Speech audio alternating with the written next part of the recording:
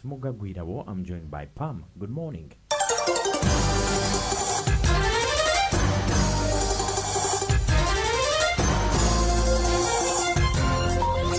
Coming to you live from Plot 249, Gaba Road. Hot on the heels. Fast, reliable, and informative. Agagwirawo, Gasokira Wano, Gatabanagafuna. Agagwirawo, 100.2 Galaxy FM. Yeah. Yes, it's time for us to get into what is happening around. Prime Minister Robina Nabanja released a message on her Twitter about the fuel crisis, and she's asking Ugandans to boycott, to shun, stop stations. going to any fuel station that is charging above 5,000 shillings. Hey, if you're charging above 5,000 shillings, she says, Ugandans, please don't go to those fuel stations. And she says that this issue has already been resolved because the government cabinet released a message, I think it was on 15th.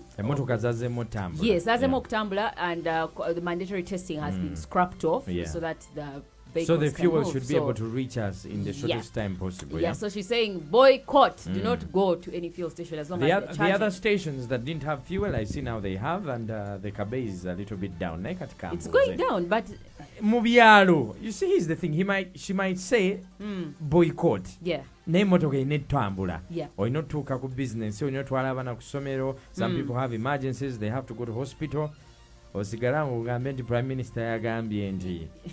Anyway, the thing is, we know that the trucks are now moving, bringing fuel. But then the truck or the fuel dealers have costs to pay. Exactly. Because remember, these trucks have been stranded for a very long time. Yeah, they have to charge them for that time. They have to charge these fuel dealers. So how do they make up for the losses that they have made? I think the prices were going to stay high for quite some time. This is what the government of Uganda should have done a long time ago. Put a maximum threshold for the price of fuel.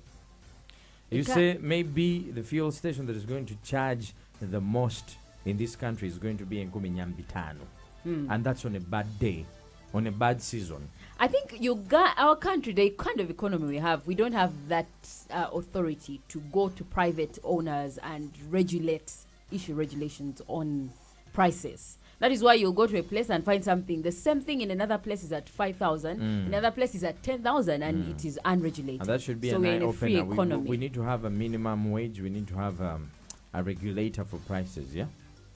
But our economy doesn't allow for that. You just listen to the Prime Minister. She said it's a very short message on her Twitter that she posted. I want to advise Ugandans to go to petrol stations that have not hiked the prices. Two companies have not hiked their prices, and therefore go and buy from those ones. These others will also follow suit because it is now not necessary for any company to hike the price above 5,000.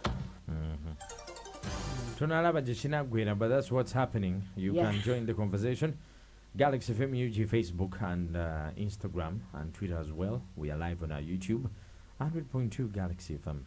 KCCA's physical planner is called Vili Agaba. The physical planner for Central Division has explained why kiosks are being removed from the city. Right now, as we speak, over 200 kiosks, mobile money kiosks, have been removed. And vendors continue to complain, saying that, for us to Asasula, we have paid license. Is it only mobile money or any sort of kiosk? Well, mostly, kiosks. The multi-purpose. Yes. Mobile money,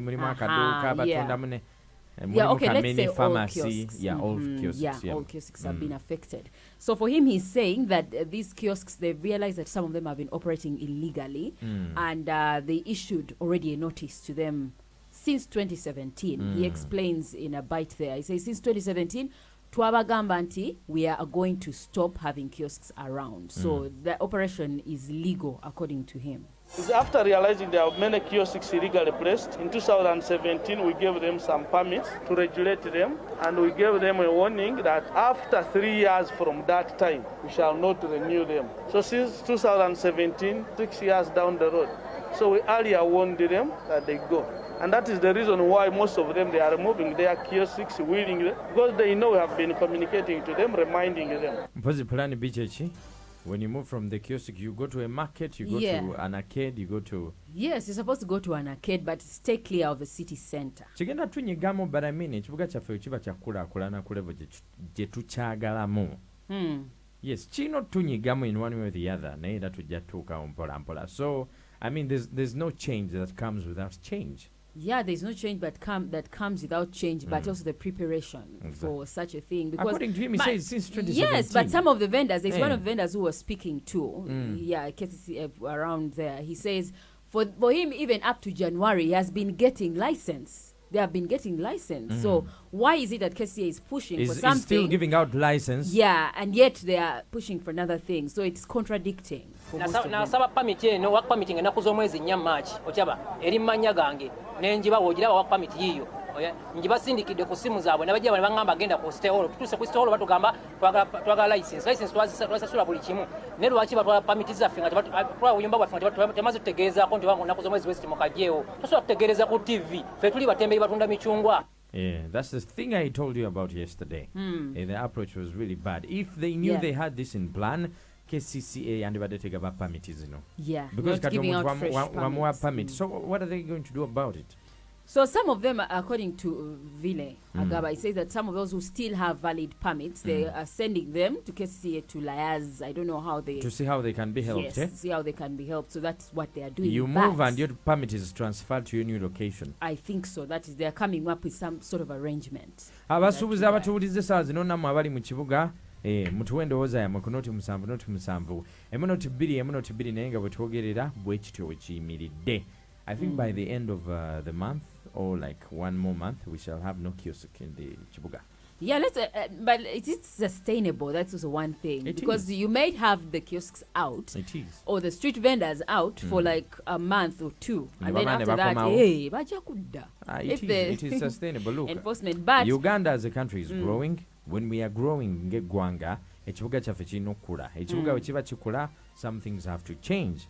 And as I said, there's no change that comes without change, and definitely change comes with some things that are going to pinch us, our mobilities. Although I still insist that maybe there should be certain streets that will have these kiosks, that will have certain streets around.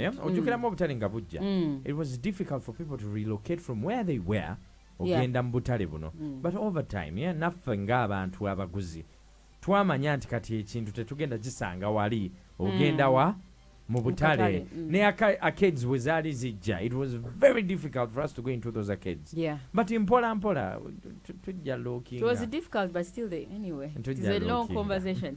Now, the Archbishop, who is supposed to be ordained very soon, Semogerere, is asking Christians to pray for him not to be tempted.